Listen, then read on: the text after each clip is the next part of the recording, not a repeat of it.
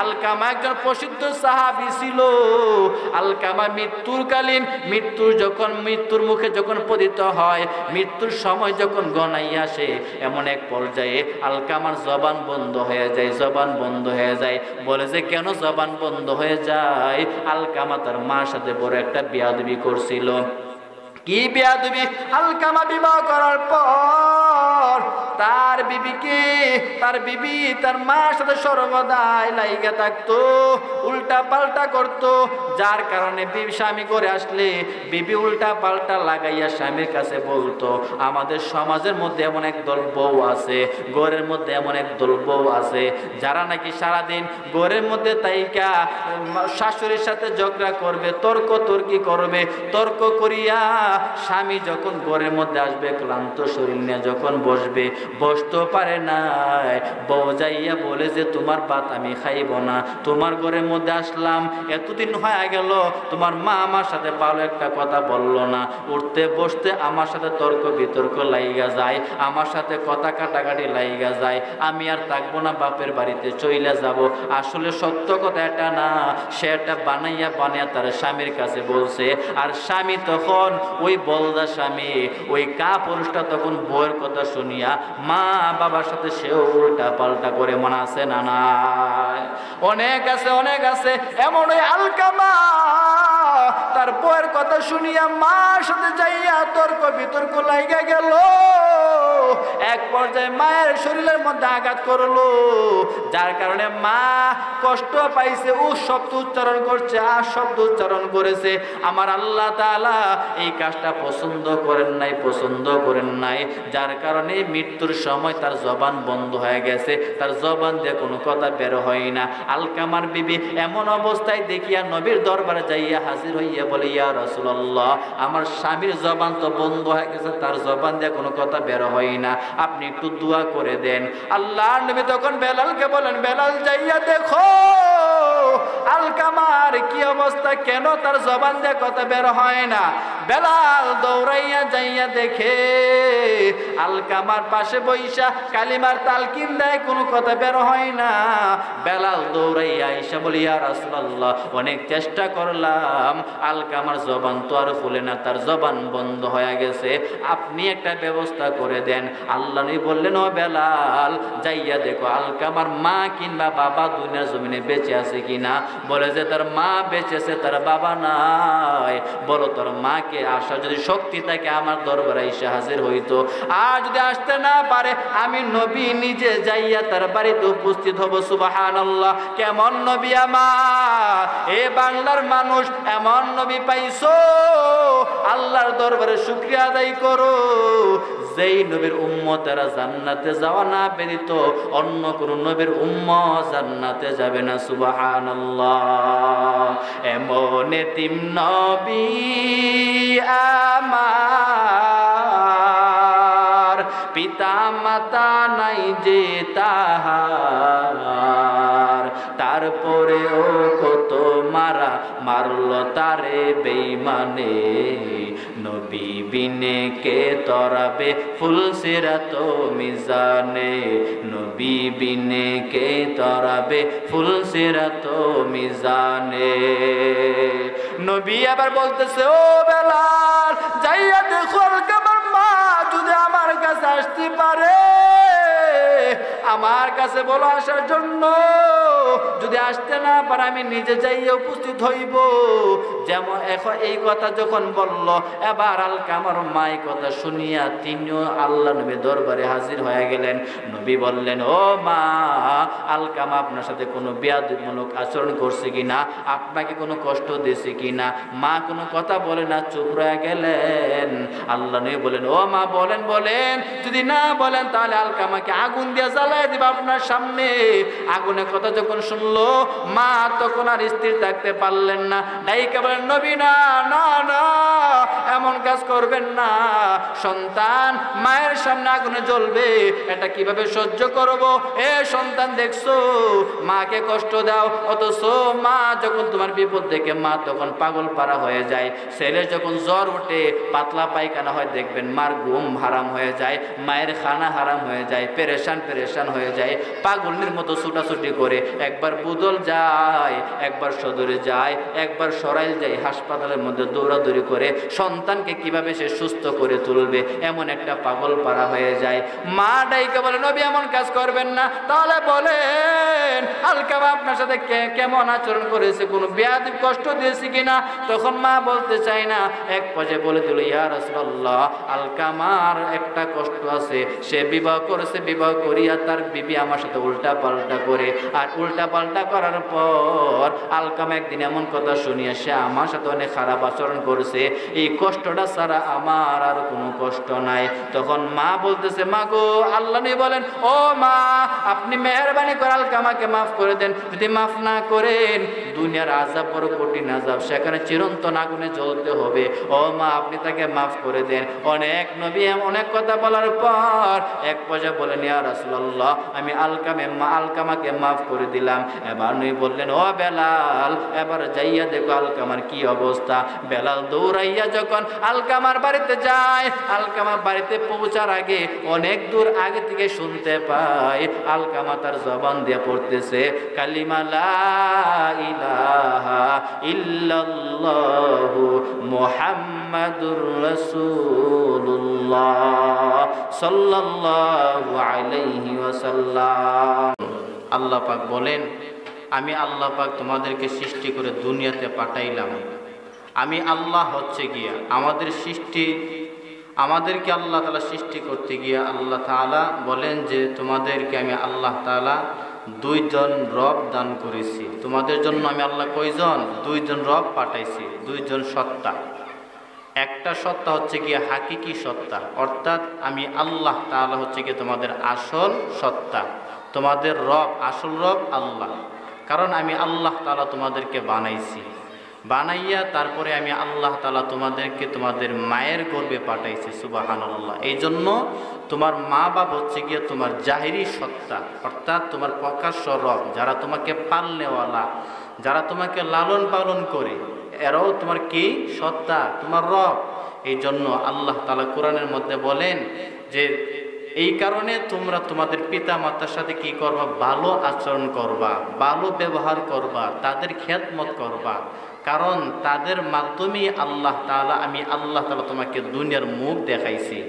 তাদের যদি আমি আল্লাহ তাআলা তাদেরকে মাধ্যম যদি না বানাইয়া তোমাদেরকে আমি পাঠাইতাম, তাহলে তোমরা আমি রবের পরিচয় পাইতা না, আমার রসুলকে তোমরা চিন্তা না। এই জন্য আমি আল্লাহ তাআলা তোমাদেরকে মা বাবা পিতা মাতার মাধ্যমে দুনিয়াতে পাঠাইছি। কেন? বলে যে সেই পিতা মাতা তোমাকে রবের শিক্ষা দিবে, কোরআনের শিক্ষা দিবে। একটা মানুষের প্রাথমিক শিক্ষক হচ্ছে গিয়ে তার মা বাপ। সেই মা বাপ যদি সন্তানকে প্রথম প্রাথমিক শিক্ষা, যে শিক্ষাটা দেয়, ওই শিক্ষাটাই কাজে লাগে। ওই প্রাথমিক শিক্ষাটা যদি না দেয়, তাহলে সেই মানুষটার পরবর্তীতে কোনো কাজে আসে না। এই জন্য আল্লাহ বলেন, ওই পিতা মাতা যখন তোমাকে লালন পালন করবে, ছোট থেকে নিয়ে বড় পর্যন্ত তোমার দেখাশোনা করবে, এই জন্য তোমারও কিছু হক আছে, দায়িত্ব আছে। তুমিও কি করবা? সেই পিতা মাতাকে ভালো নজরে দেখবা, নেক নজরে দেখবা, তাদের সাথে সম্মানমূলক কথা বলবা, তাদের সাথে কোনো বেয়াদবিমূলক কথা বলবা না। আল্লাহ তাআলা কোরআনে তাদের ব্যাপারে বলেন, وَقَضَى رَبُّكَ أَلَّا تَعْبُدُوا إِلَّا إِيَّاهُ وَبِالْوَالِدَيْنِ إِحْسَانًا।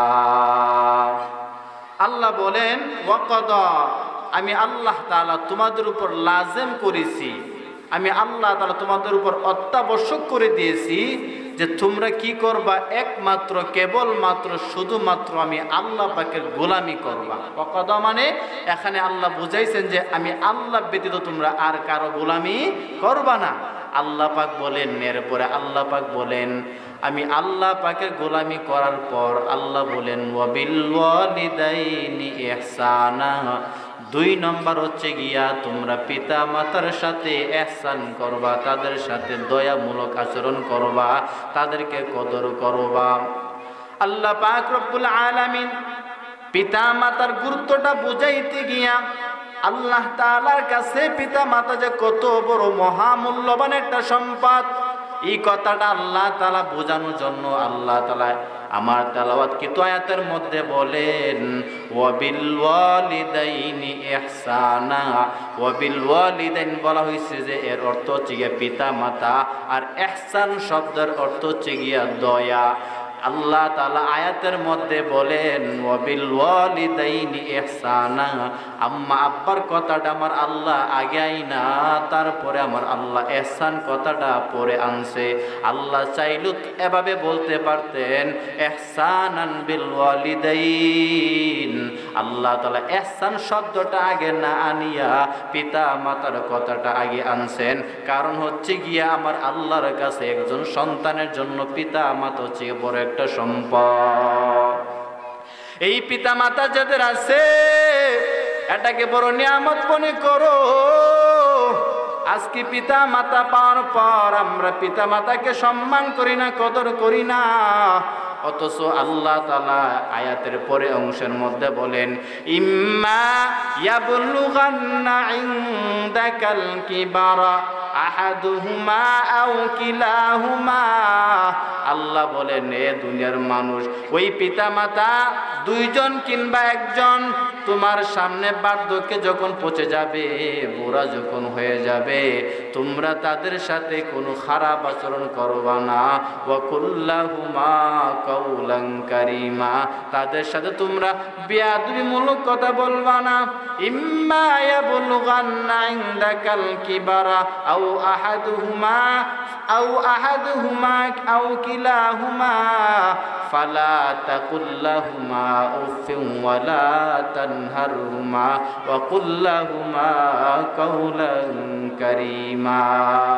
তাদের দুজন কিংবা একজন তোমার সামনে যখন বার্ধক্যে পৌঁছে যাবে, তখন তোমরা তাদের সাথে কোনো খারাপ আচরণ করবা না। তারা যখন তোমাকে একটা কোনো আদেশ করবে, এই সন্তান আমার অমুক কাজটা করে দাও, আমার এমন একটা কাজ করে দাও, এমন একটা তুমি দায়িত্ব পালন করে দাও, যখন মা বাপ এই কথাটা বলবে তুমি তখন ওই কথার বশীভূত হইয়া কোনো শব্দ বলবা না, এমন কোনো শব্দ বলবা না যেই শব্দটা উচ্চারণ করাতে তোমার পিতা মাতার কষ্ট হবে, এমন কোনো শব্দ তুমি উচ্চারণ করবা না। এবং তাদের সাথে তুমি কঠোর ব্যবহার করবা না, কঠিন ব্যবহার করবা না। সন্তান দুনিয়াতে আসার পর মা বাবা অনেক যত্ন করে সন্তানকে ছোট থেকে বড় করেছে। ওই সন্তান যখন আস্তে আস্তে বড় হয়, মা বাবার অনেক আশা সন্তানকে ঢাকা ইউনিভার্সিটি পড়াইবে, বড় বড় বিশ্ববিদ্যালয় পড়াইবে। সন্তানকে মা বাবা এবার ঢাকাতে ভর্তি করাইছে, সন্তান এবার ঢাকায় যাইয়া ইংরেজি শিখছে, অঙ্ক শিখছে, আরো কত সুন্দর সুন্দর সাহিত্যিক ভাষা শিখছে। আল্লাহ বলেন ও সন্তান, যখন তুমি ওই ঢাকার কলেজ থেকে বাড়িতে আসবা, বাড়িতে আইসা তুমি যে শিক্ষাটা শিখছো, সাহিত্যিক ভাষাতে শিখছো, ইংরেজি শিখছো, বাংলা সাহিত্যিক যে শিখছো, এমন কোনো শব্দ তুমি এমন কথা বলবা না যেই কথাটা তোমার মা বাপ বুঝতে কষ্ট হয়। তুমি ঢাকাতে আসছো, বুদলের মধ্যে নিজ বাড়িতে আসছো ছুটিতে, আইসা তুমি মার সাথে সাহিত্যিক কথা বলো, শুদ্ধ কথা বলো, ইংরেজি কথা বলো, এইগুলা তো মূর্খ মা বাপ বুঝবে না, কারণ তারা তো কোনোদিন লেখাপড়া করতে পারে নাই। তোমার কথা চিন্তা করে তারা লেখাপড়া করতে পারে নাই, তোমার লেখাপড়া করাইতে গিয়া তারা তাদের জীবনটাকে ব্যয় করে দিছে। তুমি এখন লেখাপড়া করে এখন মা বাবার সাথে এসে যদি ইংরেজিতে ফডর ফডর করো, বাংলা সাহিত্যে কথা বলো, ওই মা বাপ তো তোমার কথা বুঝবে না। আল্লাহ বলেন এমন কথা বলো, বুদলের বাসি বুদলের কথা বলো, আঞ্চলিক কথা বলো, যে কথাটা তোমার মা বাপ সহজে বুঝে ফেলে, এমন কথা বলো। এমন তেমন কোনো কথা বলিও না, কঠিন কথা বলিও না, যেই কথা বুঝতে গিয়া মা বাপ একেবারে কষ্টের মধ্যে পড়ে যায়। ইংরেজি আইসা যদি বলো মার সামনে, মার কিতা বুঝবে? এক ভদ্রলোক গাড়িতে উঠছে, তার সাথে সাথে একটা ফকির লোক উঠছে ভিক্ষা করার জন্য। ফকির যাইয়া বলেন আল্লাহর বান্দা বান্দিরা তোমরা কে আছো? আমি ফকিরকে আল্লাহর হস্তে কিছু সাহায্য দাও। ফকির সবার কাছে সাহায্য চাইতেছে। ওই ইংলিশওয়ালা ভদ্রলোকের কাছে যখন যায় সাহায্য আনার জন্য, ইংরেজি লোকের কাছে, শিক্ষকের কাছে, ওই শিক্ষকের কাছে যখন যায়, জ্ঞানী লোকটার কাছে যখন যায়, আল্লাহর হস্তে দাও যখন এই কথা বললো শিক্ষক, এবার ওই ভদ্রলোকটা বলতেছে নো, তোমাকে আমি দিব না। বলতেছে ইংরেজি শব্দ কি? নো মানে না। আর ফকিরকে ওই ভদ্রলোক বলতেছে, শিক্ষার্থী বলতেছে যে নো, তোমাকে আমি দিব না। তো বিজ্ঞাপনটা মনে করছে যে স্যারে মনে করছে আমাকে নোয়ার জন্য, একটু নোয়ার জন্য আমাকে মনে হয় বলছে। তখন ফকির বেটা কি করছে? নুইছে। স্যার এবার দেন আল্লাহর হস্তে, বলে নো। ফকির মনে করছে আরো নোয়ার জন্য, হ্যাঁ আরো নুইছে। এবার বলতেছে ফকিরে স্যার আল্লাহর হস্তে দেন। এবার ভদ্রলোক বলে নো, এবারও তোমাকে দিব না। তখন ফকির মনে করছে স্যার আর তো নুইতে পারবো না, সামনে দেখতেছি মাটি, আর নুইতে আমি পারবো না। যেভাবে আপনি নো নো বলতেছেন আমার তো হাঁটুর মধ্যে ব্যথা শুরু হয়ে যাবে, আমি আর নুইতে পারবো না। এবার বলেন উনি যে কথাটা বলছে এটা কি ফকির বুঝছে? আসলে তো ফকির যে চাইছে দেওয়ার জন্য, আর শিক্ষক যে বলছে যে নো, আসলে তো কথাটা সঠিক ওই, কিন্তু ফকির মানুষটা ওই শব্দের অর্থটা না জানার কারণে সে যেটা বুঝছে এটাই করছে। নো মানে নোয়ার জন্য, নো মানে সে মনে করছে কি নোয়ার জন্য, আসলে কি শব্দটার অর্থ হচ্ছে কি আর না। এই জন্য আল্লাহ বলেন, এ সন্তান, পিতা মাতা তোমাকে লেখাপড়া করাইছে, ওই মা বাবার সাথে তুমি এমন কোনো কথা বলবা না যে কথাটা বুঝতে মা বাবার কষ্ট হয়, এমন কথা বলবা যেই কথাটা মা বাপ সহজে বুঝে যায়, এবং পিতা মাতার সাথে তুমি সৎ ব্যবহার করবা, ভালো ব্যবহার করবা, কঠিন কোনো ব্যবহার করবা না, মা বাবার খেদমত করবা। আজকে বাংলার মানুষের বড় আফসোস হয় বাংলা মানুষকে নিয়ে, নিজের মা বাপ, যেই মা বাপ সন্তানকে তো কষ্ট করে লালন পালন করছে, 10 মাস 10 দিন পেটের মধ্যে গর্ভধারণ করেছে, এই সন্তান তুমি জানো না তোমার মা বাপ তোমাকে লালন পালন করতে গিয়া তোমার জন্য কত কষ্ট করেছে। তুমি যখন পেটের মধ্যে ছিলা মা বাপ ঠিকভাবে খানা খাইতে পারে নাই, ঘুমাইতে পারে নাই, যখন খানার প্লেটটা নিয়ে বসছে খানা খাবে, এই মুহূর্তে তুমি মায়ের পেটের মধ্যে লাথি মারছো, মা তখন খানার প্লেটটা তুইয়া দাঁড়াইয়া গেছে, স্বামীটাই কে বলে ও বিবি আমার তুমি এমন ভাবে খানা থেকে কেন উল্টা গেলা? বিবিটাই কে বলে ও স্বামী তোমাকে বুঝাইতে পারবো না, তোমার সন্তান এখন খানা খাইতে বসছে আর এই মুহূর্তে আমার পেটের মধ্যে নাড়াচাড়া করতেছে, আমার কষ্ট হয়। এই সন্তান আর কত কষ্ট বুঝবা? ওই মা বাপ তোমার আমার জন্য কত কষ্ট করেছে। তুমি আমি যখন দুনিয়াতে আগমন করেছি, যখন শীতের রাত হয়, মাঘ মাসের শীতের রাত যখন পুষ মাস যখন আসে, ওই মা বাপ যখন তোমাকে আমাকে নিয়ে রাতের বেলায় ঘুমাইয়া যায়, তুমি আমি যখন হঠাৎ করিয়া বিছানার মধ্যে প্রস্রাব করে দেয়, মা তখন ডান পার্শ্ব থেকে নিয়ে বাম পাশে তোমাকে আমাকে শোয়াইলো, বাম পাশে যখন তুমি আমি প্রস্রাব করে দিলাম, তখন মা তোমাকে আমাকে ডান পাশে না শোয়াইয়া মায়ের বুকের মধ্যে শোয়াইলো, মার ডান পাশে পেশাব পায়খানা কইরা দিলাম, বাম পাশে পেশাব পায়খানা করে দিলাম, বুকের মধ্যে পেশাব পায়খানা করে দিলাম, তারপর কোনোদিন মা বাপ তোমাকে আমাকে ফ্লোরের মধ্যে রাখে নাই, মা বাবা ওইগুলো পরিষ্কার করিয়া তোমাকে আমাকে জড়াইয়া ঘুমাইয়া রইছে।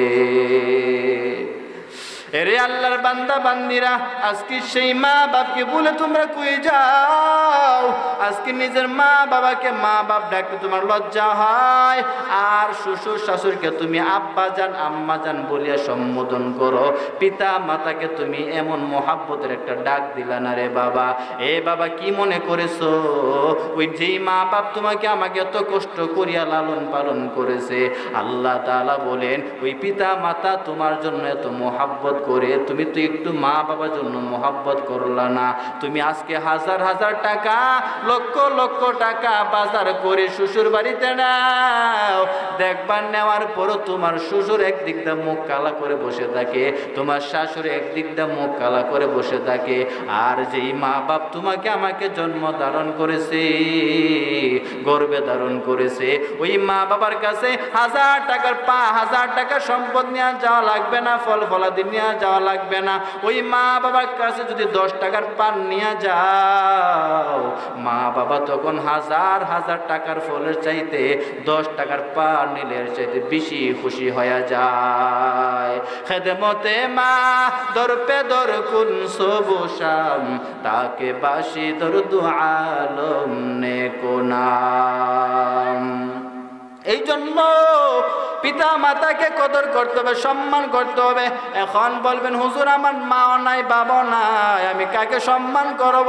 আল্লাহ নবী ঘোষণা দিয়ে গেছেন, এর উম্মতের দল যাদের তোমাদের মা বাপ নাই, তোমরা ওই মা বাবার কবর পাশে যাইয়া তুমি কি করবা? দুরূদ আর সালাম পাঠ করে, সূরা ফাতিহা সূরা ইখলাস পাঠ করে মা বাবার জন্য দোয়া করবা। আল্লাহ নবী কথায় হাদিসের মধ্যে বলেন, মান যারা কবরা আবওয়াইহি আও আহাদিহিমা ফি কুল্লি জুমআতিন গুফিরা লাহু ওয়া কাতাবা লাহু বারাআ। আল্লাহ নবী 1400 আল্লাহ নবী 1500 বছর আগে ওই হাদিসের মধ্যে বইলা গেছেন, এর উম্মতের দল যাদের মা বাবা কবরের মধ্যে শুয়ে আছে, কিংবা তাদের দুইজন থেকে একজন কবরে বাসিন্দা হয়ে গেছে, ওই মা বাবার কবর পাশে যে সন্তানটা প্রত্যেক শুক্রবার জুমার দিন, সাপ্তাহিক জুমার দিন যাইয়া যদি কবর পাশে দাঁড়াইয়া দুরূদ আর সালাম পড়ে আল্লাহর দরবারে বলে রব্বির হামহুমা কামা রব্বায়ানি সগীরা, এই বলে যখন দোয়া করবে, আল্লাহ নবী হাদিসের মধ্যে বলেন ওই সন্তানের দোয়ার বদলতে আমার আল্লাহ তাআলা পিতা মাতার কবরে আযাব মাফ করে দিবে। শুধু তাই না, 1 নম্বর কবরে আযাব আল্লাহ মাফ করে দিবে। 2 নম্বর আমার আল্লাহ নবী বলেন ওই সন্তানের দোয়ার কারণে আমার আল্লাহ তাআলা মা বাবাকে আমার আল্লাহ তাআলা জাহান্নাম থেকে মুক্তির সনদ লিপিবদ্ধ করে দিবে। সুবহানাল্লাহ। ওই সন্তানের দোয়ার কারণে আমার আল্লাহ তাআলা 2টা পরোয়ানা দান করে। 1 নম্বর, সন্তান যখন দোয়া করবে আল্লাহ তাআলা এই দোয়ার কারণে আম্মা আব্বার কবরে আযাব যেটা ছিল ওইটা মাফ করে দিবে। এবং 2 নম্বর পরোয়ানা আল্লাহ নবী বলেন ওই দোয়ার কারণে আমার আল্লাহ তাআলা কি করবেন, মা বাবাকে জাহান্নাম থেকে মুক্তির একটা সনদ কি করে দিবে, লিখা দিবে। সুবহানাল্লাহ।